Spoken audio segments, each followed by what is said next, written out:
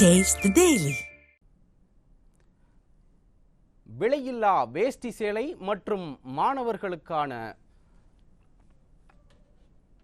இது தொடர்பாக அவர் வெளியிட்டுள்ள அறிக்கையில், ஏழையின் சிரிப்பில் இறைவனை காண்போம் என்ற பொது சித்தாந்த அடிப்படையில் பேரறிஞர் அண்ணா உருவாக்கிய இயக்கத்தை அவருக்கு பின் கழக பொறுப்பேற்ற ஒரு குடும்பம் தொண்டர்களுக்கான திராவிட முன்னேற்ற கழகத்தை கபலீகரம் செய்து அறிஞர் அண்ணாவின் கொள்கைகளை குழி தோண்டி புதைத்து குடும்ப ஆட்சியினை நடத்தி கொண்டிருப்பதாக குற்றம் சாட்டியுள்ளார்.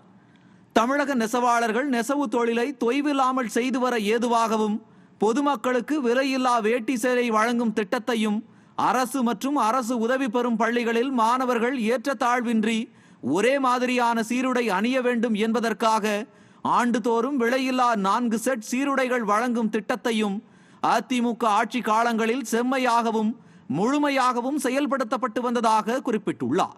விடியா திமுக அரசு 3 ஆண்டுகளில் குறித்த காலத்தில் பொதுமக்களுக்கு விலையில்லா வேட்டி சேலையை பொங்கல் பண்டிகைக்கு முன்னதாக வழங்கியதில்லை என்றும், தமிழக நெசவாளர்களுக்கு பணியாணை வழங்காமலும் தரமற்ற நூல்களை வழங்கி நெருக்கடியை ஏற்படுத்தி வெளிமாநிலங்களில் இருந்து வேட்டி சேலைகளை வாங்கி நிலைமையை சமாளித்ததாக சாடியுள்ளார். இதன் காரணமாக தமிழக விசைத்தறி மற்றும் கைத்தறி நெசவாளர்கள் வேலையில்லாமல் தங்களது தறிகளை எடைக்கு போடும் சூழ்நிலையும் கஞ்சி தொட்டி திறக்கும் நிலைக்கு தள்ளப்பட்டுள்ளதாகவும் அதிமுக பொதுச் செயலாளர் எடப்பாடி கே பழனிசாமி குற்றம் சாட்டியுள்ளார். இந்த ஆண்டு நெசவாளர்களுக்கு நூல் வழங்காமலும் பள்ளி மாணவர்களுக்கு 3 செட் சீருடைகள் மட்டுமே வழங்கி 4 செட் சீருடை வழங்கியதாக கணக்கு காட்டி விடியா திமுக ஆட்சியாளர்கள் அரசுக்கு பல கோடி ரூபாய் நஷ்டம் ஏற்படுத்தியதாகவும் குற்றம் சாட்டியுள்ளார்.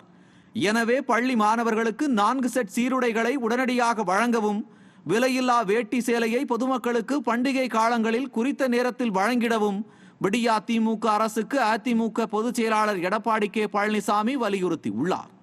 மேலும் ஏழைகளின் கண்ணீர் விடியா திமுக ஆட்சியாளர்களை சுட்டரிக்கும் என்றும் அதிமுக பொதுச் செயலாளர் எடப்பாடி கே பழனிசாமி எச்சரித்துள்ளார்.